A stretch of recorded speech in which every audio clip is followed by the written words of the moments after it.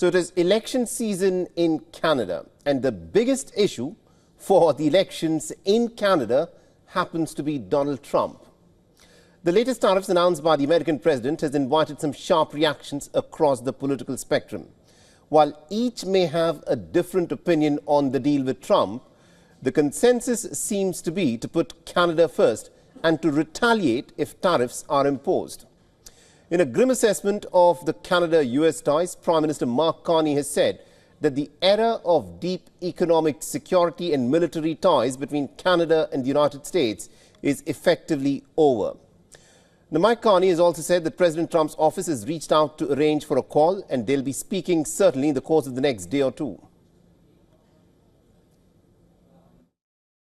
The old relationship we had with the United States, based on deepening integration of our economies and tight security and military cooperations. Now, Mark Carney said that nothing is off the table regarding the possible countermeasures, but said that he will wait until next week to respond to the latest tariffs. Now, Mark Carney also said that he'll speak to the provincial premiers and business leaders on Friday to discuss a coordinated response. It's my solemn promise that when President Trump threatens us again, we will fight back. We will fight back with everything we have to get the best deal for Canada. We will build an independent future for our country, stronger than ever. Now, Ontario's Premier Doug Ford has said that he will retaliate if the US auto tariffs commence on the 2nd of April. Now, Ford, who's been vocal in his criticism of Trump and his tariffs, told reporters that he spoke with the Canadian Prime Minister. Now, Ford also said that he had spoken to the US Secretary of Commerce Howard Lutnick about the developing situation between the two nations' auto trade. He's reassuring us that there'll be no plant closures. My response was Ronald Reagan's response, trust but verify. We'll see what happens over the next little while, but this is all about building this relationship. It was a very productive conversation last night, but in saying all that, we need to retaliate. I just got off the phone with the Prime Minister.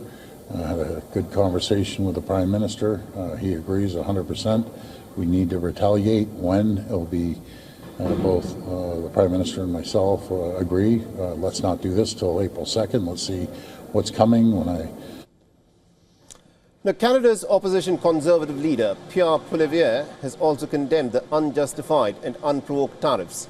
He slammed Donald Trump for his auto tariffs announcement, stating that the tariffs will damage both American and Canadian auto workers. The message to President Trump should be to knock it off. We had the best trade relationship in the world, in the history of the world, before these unnecessary interruptions struck our economy. And they are hurting both sides of the border. They will kill American jobs, and they will erase American prices, and then we will necessarily have to retaliate.